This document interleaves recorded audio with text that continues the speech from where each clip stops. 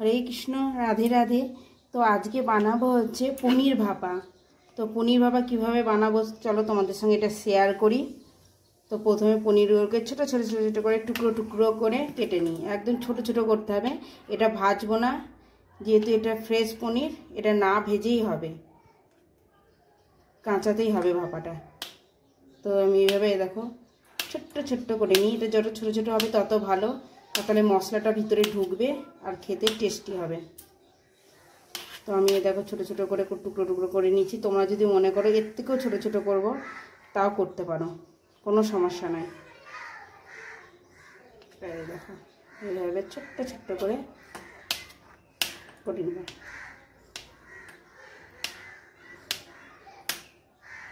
এটা গরম গরম অন্ন সঙ্গে দারুণ লাগবে। আর বিরিয়ানি বলো, ফ্রায়েড রাইস বলো, যাতে খাবা তাতেই ভালো লাগবে। এই গরমে অরুচি ছিঁড়ে যাবে। এই দেখো পনিরগুলো টুকরো টুকরো করে কাটা হয়ে গেছে। এই দেখো ছোট্ট ছোট্ট আর ফুচকি ফুচকি করে। এবার এইটা এই দেখো টিফিন কোটোর মধ্যে দিয়ে দেবো।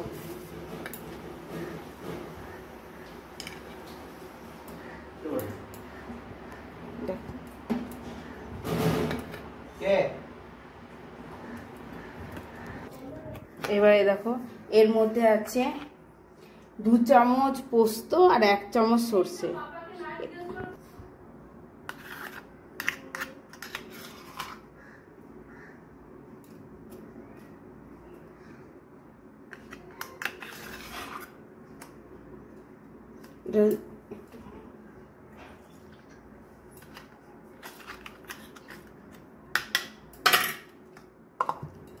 এটাকে ভালো করে ঝাঁকড়িয়ে এই জলটা দিয়ে দেবো।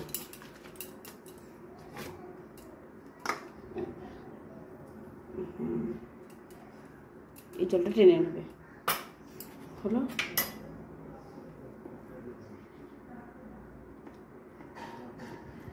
জায়গা নেই, ওখানে মাখাতে অসুবিধা হচ্ছে বলে।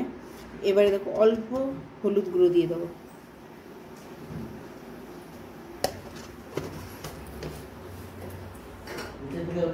দেবো লবণ।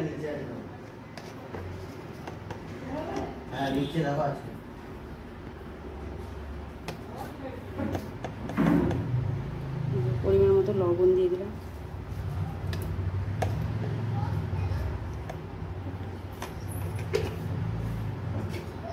দিয়ে এবার এটা ভালো করে মিক্স করে নেবো।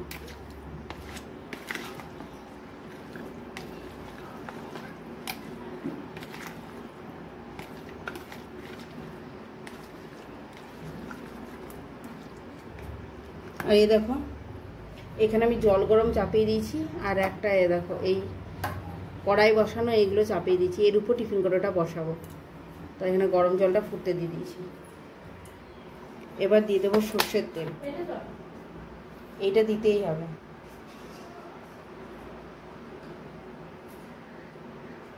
একটু বেশি করে সর্ষের তেল দিয়ে দিলাম, দিয়ে এবার একটু ভালো করে মাখিয়ে নিলাম। আমার মনে হচ্ছে একটু হলুদ লাগবে না। তো এই দেখো এটা ভালো করে মিশিয়ে নিলাম। এবার টিফিন কড়াইতে ঢেলে দেবো। হ্যাঁ, এর মধ্যে ছিল যে সর্ষে 1 চামচ, 2 চামচ পোস্ত আর কাঁচা লঙ্কা একসঙ্গে বেটে নিয়েছি। এই দেখো এবার ঢেলে দেবো।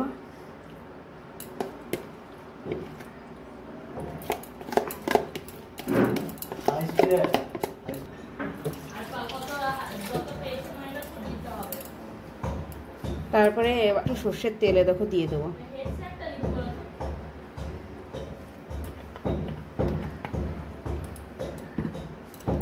লঙ্কা দিয়ে দিলাম উপর থেকে। আর এবার টিফিন কড়াইটা ঢাকা দিয়ে দেবো। এবার এই দেখো এদিকে জল ফুটতে লেগেছে। এবার আমি টিফিন কড়াইটাকে এমনি করে বসিয়ে দেবো খুব সাবধানে।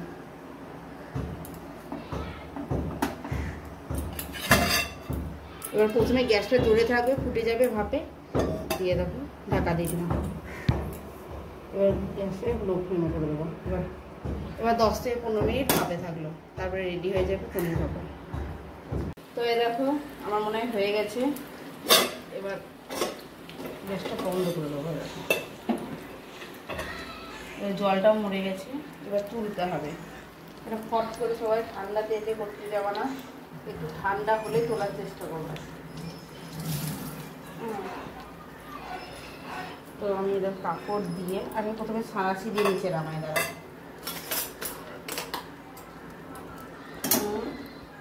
এই দেখো সাঁড়াশি দিয়ে আমি নিচে নামালাম। আস্তে আস্তে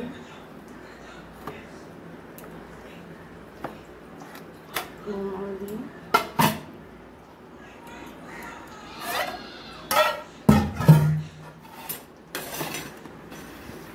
এটা কিন্তু খুবই গরম, একদম চরম গরম। এটা ঠান্ডা করতে দিতে হবে, ঠান্ডা করতে না দিলে হবে না। যদি খুব তাড়াতাড়ি থাকে তখন কাপড় দিয়ে ধরে এইভাবে চেষ্টা করতে হবে যাতে তোমরা খুলতে পারো কিনা। খুব আস্তে সুস্তে করতে হবে।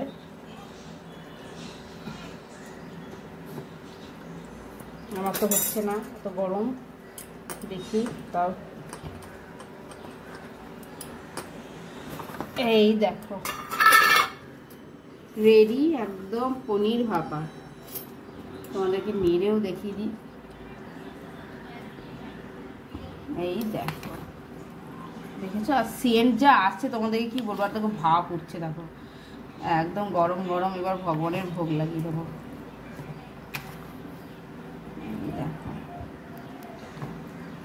সেন্টটা দারুণ আসছে। তো তোমরা এইভাবে বানাবে পনির ভাপা। রুটি, পরোটা, গরম গরম অন্ন, একদম বেস্ট খাবার হচ্ছে গরম গরম অন্নর সঙ্গে। ফাটাফাটি দারুণ, একবার খেলে একদম জিভে জল চলে আসবে। আমি বানিয়েছিলাম ফ্রাইড রাইস।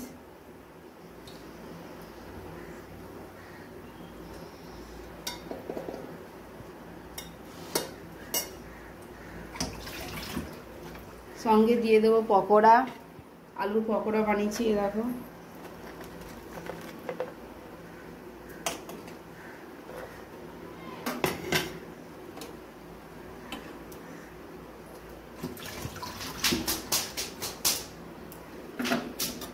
আর এই দেখো পনির ভাপা।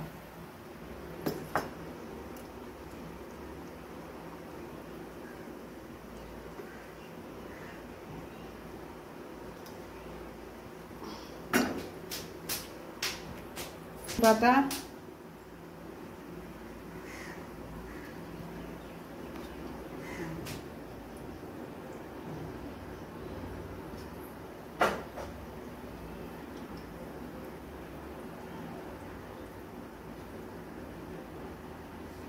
গরমে তুলসী পাতাগুলো জয়েন্ট হয়ে গিয়েছে, ওটা ছাড়ানো গেল না, এক জায়গাতেই যাবে। তুলসী পাতা আর দিয়ে দেবো হচ্ছে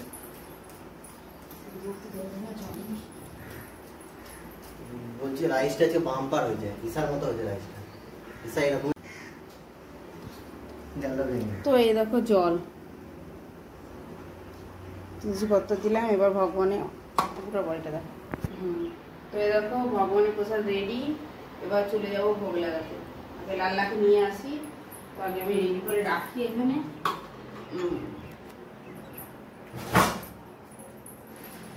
চলে এসছে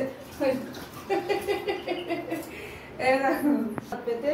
লাল্লার ক্যামেরার পিছনে এরকম অনেক লাল্লা আছে যারা খাওয়ার জন্য দাঁড়িয়ে আছে ঢুকা।